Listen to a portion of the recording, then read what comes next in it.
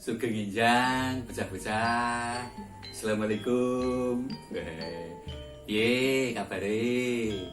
Jauh-jauh lah ya padha sehat walafiat toh. Nah, ya semono uga Pak Mul uga pinaringan bagas waras. Ing dina iki ya awit saka kersane Gusti awake dhewe iso ketemu ya sanajan patemone awake dhewe iki patemon kanthi apa sing diarani jarak jauh ya ning kabeh iku tetep utawa mesti kita syukuri janjine Gusti yen awake dhewe iki pinter syukur lan syukur tansah ngegungake raos panuwun bakal pinaringan apa nikmat ya ta pinaringan karunia pinaringan rahmat lah mula awake dhewe kudu tansah nilake rasa syukur yo syukur kuwi paling gak syukur kanthi lesan syukur kanthi lesan ki ngucap nek wong Jawa mamane syukur lesan ki matur nuwun Gusti. Yen apa? Awake dhewe kan yo wong Indonesia. Syukur lesan ya terima kasih ya Tuhan. Kadang kala awake dhewe iki uga syukur nggunakake basa manca. Mamane alhamdulillah. Thank you my God. Lho, awake dhewe lagi syukur nganggo lesan ngono wae rasane wis teles. Mulakno ayo duya pakulinan syukur mring Kang Maha Kuwasa. Ya. Dene ing dina iki wektu iki awake dhewe bisa ketemu.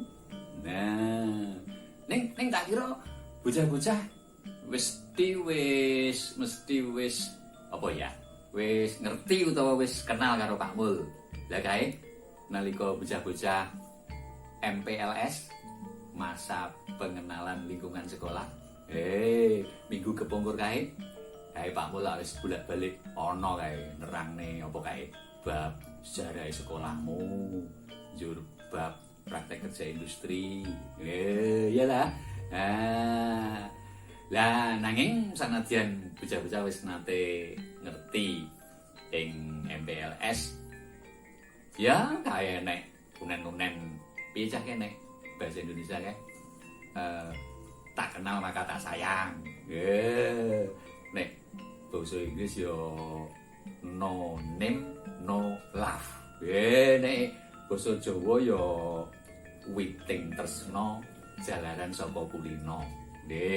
Ya ta. Pak Mul iki jangkepe jeneng lengkape nama Mulyata.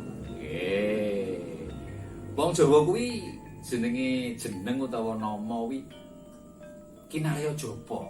Jadi nama kuwi kinarya japa. Tegese doa itu nama. Nama itu sebagai doa. Balik Mulyata. Lho, nyata-nyata mulya.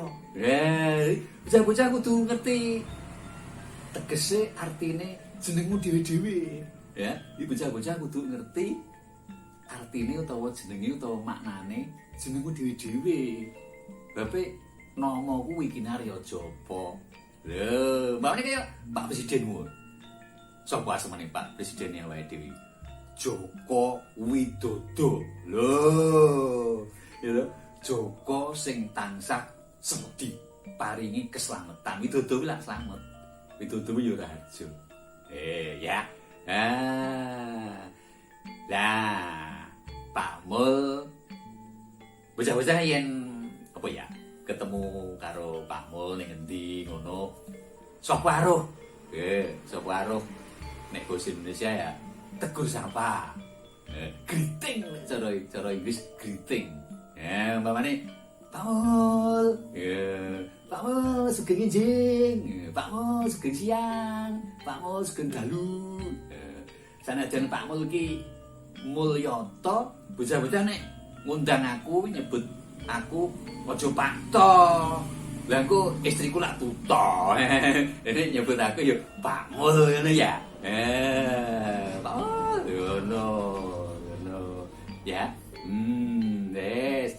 Lah Pak Mul iku ing kelasmu iku mulang pasinaon utawa pelajaran sing paling disenengi karo bocah-bocah. Saya kira-kira wiwit isih taman kanak-kanak, isih SD nganti SMP utawa MTS kuwi lah diulang basa daerah to ya. Basa Jawa ana sing ngarani muatan lokal. Nah, mergo nggone dhewe kuwi Kabupaten Ngawi kuwi muatan lokal atau basa daerah basa Jawa. Nah, mula Pak Mul iki mulang basa Jawa ing kelasmu. Wis ta? Wis kenal asma utawa jeneng, wis kenal pelajaran utawa pasinaone. Nganu ya. Ya ngomong-ngomong sithik. Wong mau kadung jare tak kenal maka tak sayang. Jare apa kuwi witing tresna jaran saka kulino tak tambah sithik lah. Pak Mul kuwi nganu cah. Duwe hobi utawa kasenengan nganu.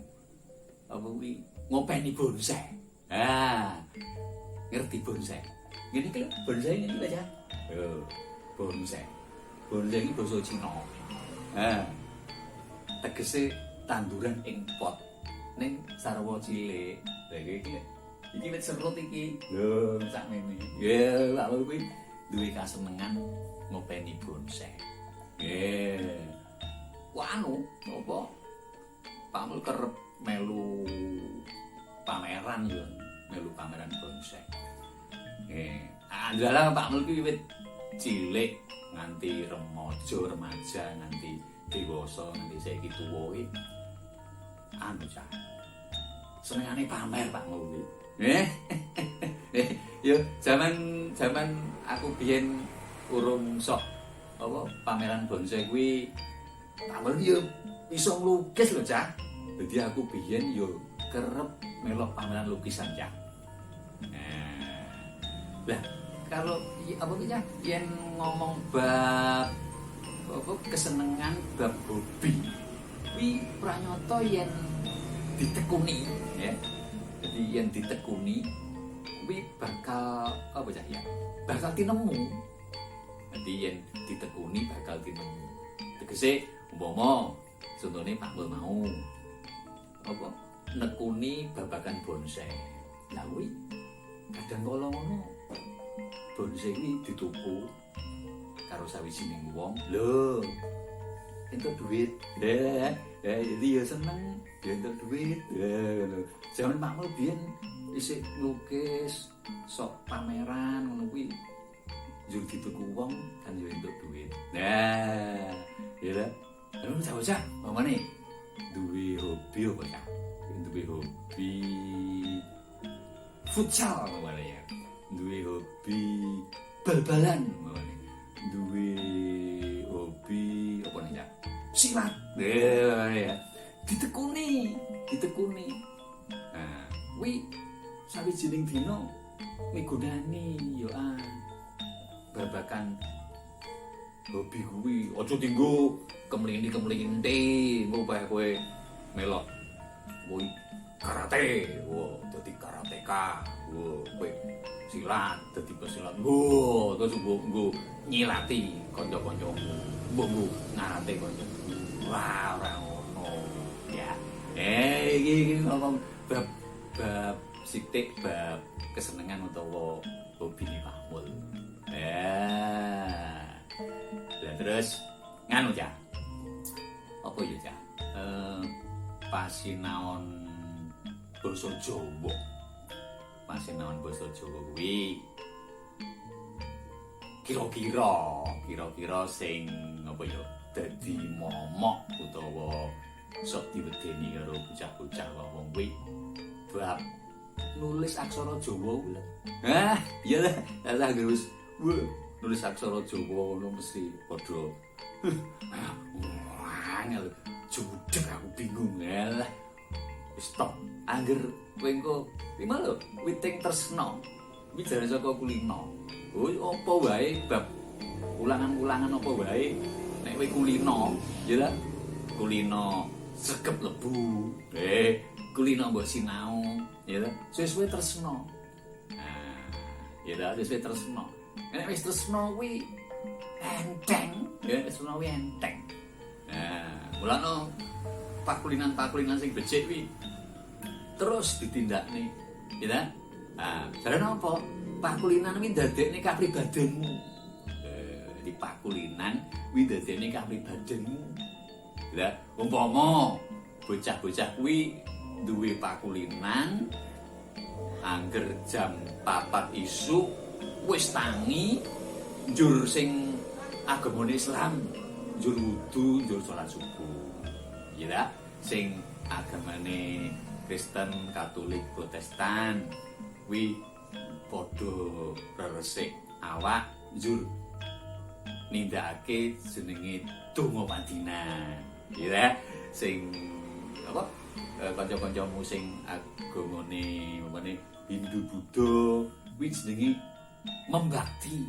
Ya, awake dhewe wong Indonesia iki Bhinneka Tunggal Ika kok direno-reno ya. Sila kesiji kuwi ketuhanan yang Maha Esa kok. Nggih, ya ta? Kabeh duwe wajiban, duwe tugas sing antara liya kaya ngono kuwi nek kuwi dadi pakulinan, lho dadi kapribadenmu. Kowe akhire usanane duwe kapribaden sing sregep, duwe kapribaden sing resik. Ya ta? Apa meneh iki isih apa? Kahanan iki isih kahanan sing diarani pagebluk. Pagebluk. Apa virus corona 19. Nek basa Inggrise ya pandemi COVID-19. Yo. Kudu tansah resik. Sithik-sithik sedelo tangane dia apa disuwi nganggo sabun. Yen ana banyu sing mili, ya. Ben urip resikan, ya wis sithik bab apa cah? Bab kenalan. Iya ta?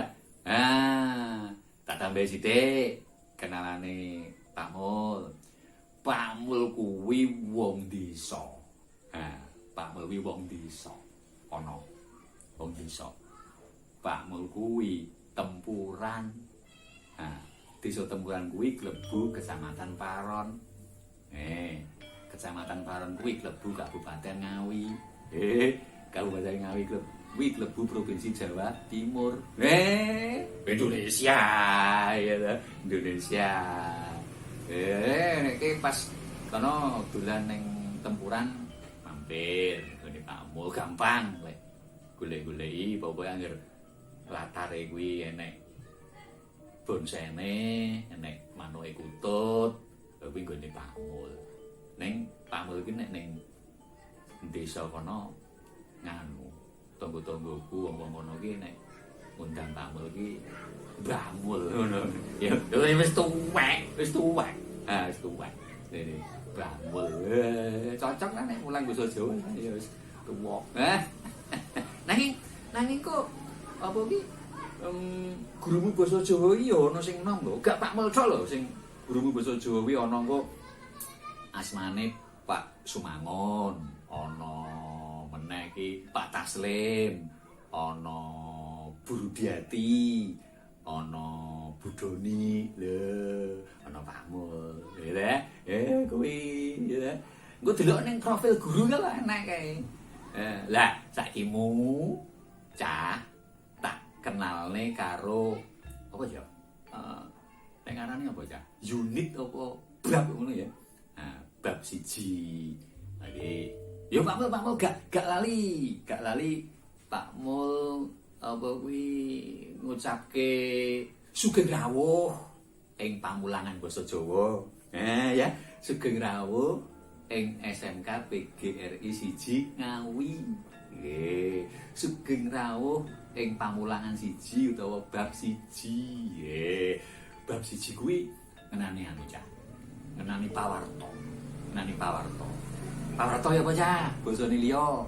Ayo kowe gene ndelok TV kae. Ayo, pawarta iki basa mancane apa? Apa ayo? N E W S. Apa? News. News basane liya meneh apa? Berita. Lho, Pak Mul iki sejene dadi guru, Pak Mul ya penyiar radio Suara Pendidikan lho ya. Manggone ning kantor dinas pendidikan kono. Iki pokoke bab 1 iki ngenani pawarta. Coba ayo. Iki bab 1 iki jajal. Coba bocah-bocah nggatekne temen, nyemak temen-temen, ngrungokke tenanan. Ana sawijining pawarta saka radio Suara Pendidikan. Ya, engko yen engko kan iso mbok bulan baleni to. Pawartane mau iso mbok putar-puter mbok bulan baleni. Sebab engko ora mung pawarta ngono. Pawarta kuwi engko saterusé ngono ana pitakon-pitakone. Lah engko nek nalika jawab iki mangsuli kuwi kok bingung ora jelas, puter meneh pawartane. Ya, urung genah meneh puter meneh. Kuwi wis ndang saiki mu wis di apa? Coba di tik diputer dirungokne temen-temen pawarta iku banjur engko iku ana pitakon-pitakone. Alah yo rasa metenteng.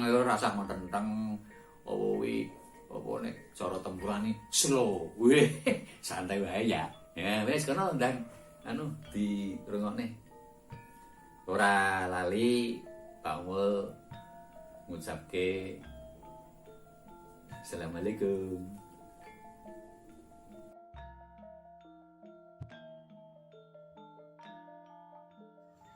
Satus pitu koma pitu MHz Radio Suara Pendidikan kanthi pawarta basa Jawi. Kawaosaken déning Mulya Utama. Pawarta sepisan. Jamasan Pusaka. Dinten niki Selasa Wage 7 Juli 2022 Kabupaten Ngawi jangkep umur 660 taun. Minangka daerah paling tuwa Samediun Raya, kathah warisan budaya ingkang didarbeki daerah kanthi penduduk meh sayuta jiwa niku. Salah satunggalipun nenggih Jamasan Pusaka ingkang dileksanakaken saben warsa, ngepasi sedinten ngancik dinten ambal warsa utawi hari jadi. Rerangken upacara Jamasan Pusaka niku boten saged diendani sanadyan ing kahanan pagebluk virus corona 19. Mekaten pangandikanipun Bupati Ngawi, Bapak Budi Sulistiono kala wingi. Bupati ugi mratelakaken bilih Jamasan Pusaka niku boten namung kangge jangkepe pengetan ambal warsa, nanging darbe makna ingkang cekap penting. Salah satunggale nenggih kangge ngengeti sejarah. Ngawi ingkang lair kados kang kaserat ing Prasasti Canggu Leresi Setulegi 7 Juli 1358 nalika jaman Krajan Majapahit kaasta dening Prabu Hayam Wuruk. Upacara Jamasan Pusaka kasebat tansah dipun uri-uri ngantos jaman samangke. Wondene pusaka utawi piandel kang dijamasi nenggih tumbak Kyai Singkir sarta Songsong Agung Tunggul Warana lan tumbak Kyai Sanggolangit sarta Songsong Agung Tunggul Wulung. Wakil Bupati Ngawi, Bapak Oni Anwar mimbui pengetan ambal warsa kang K660 tuhu tetep dileksanakaken ing samadyaning pandemi Covid-19 kang dereng mendho. Sanadyan acara katindakaken sacara climen nanging tetep ngginakaken protokol kesehatan. Pak Oni ugi ngajak sedaya warga supados tansah nengenaken guyub rukun lan gotong royong anggene mbingkas sumebare virus corona. Nuwun.